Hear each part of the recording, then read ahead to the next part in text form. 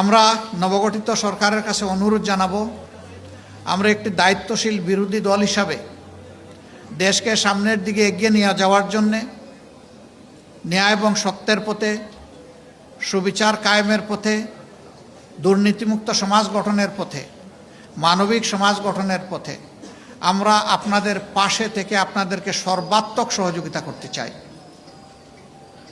এখন এই সহযোগিতা নেওয়া আপনাদের দায়িত্ব, কিন্তু যদি এর বিপরীত কিছু হয়, আল্লাহ রাব্বুল আলামিন যেন আমাদেরকে সামর্থ্য দান করেন, আমরা যেন 18 কোটি মানুষের পক্ষে থাকতে পারি, আমরা যেন আল্লাহর বিধানের পক্ষে থাকতে পারি। এখানে আমরা কোনো আপোষ করব না, করতে পারবো না।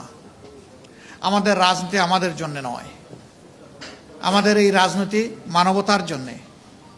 মানুষের ক্ষতি হবে আর চুপ করে আমরা বসে থাকবো, এটা আমাদের জন্য অসম্ভব। আমরা আল্লাহু আকবার, অনেক বেশি লোড হয়ে গেছে, বা একটু উঠাই দেন।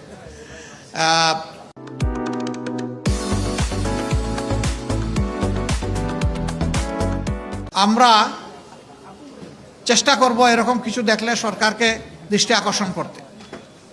তারা যদি শুধরিয়ে নেন, আমরা অন্তর থেকে তাদের জন্য দোয়া করব। আমাদের পরামর্শ গ্রহণ করার জন্য আমরা তাদেরকে ধন্যবাদ জানাবো, এবং সেই ভালো কাজে আবার বলছি আমরা তাদের সঙ্গী হব। কিন্তু যদি তারা না করেন, আমরা সংসদে এবং জনগণের কাতারে দাঁড়িয়ে আমরা কিন্তু প্রতিবাদ করব। যেখানে সম্ভব, যেখানে প্রয়োজন, জাতির স্বার্থে সেখানে প্রতিরোধ গড়ে তুলব ইনশাআল্লাহ। তবে আমরা চাই না ওই পর্যন্ত যাওয়া লাগুক। আমরা চাই সরকারি দল, বিরোধী দল মিলেমিশে উদার মানসিকতা নিয়ে প্রত্যেকটি নাগরিককে সম্মান করে তার অধিকার যেন আমরা নিশ্চিত করতে পারি। উভয়ে মিলে আমরা সেটাই আশা করি এবং সেটাই আমরা করব ইনশাআল্লাহ।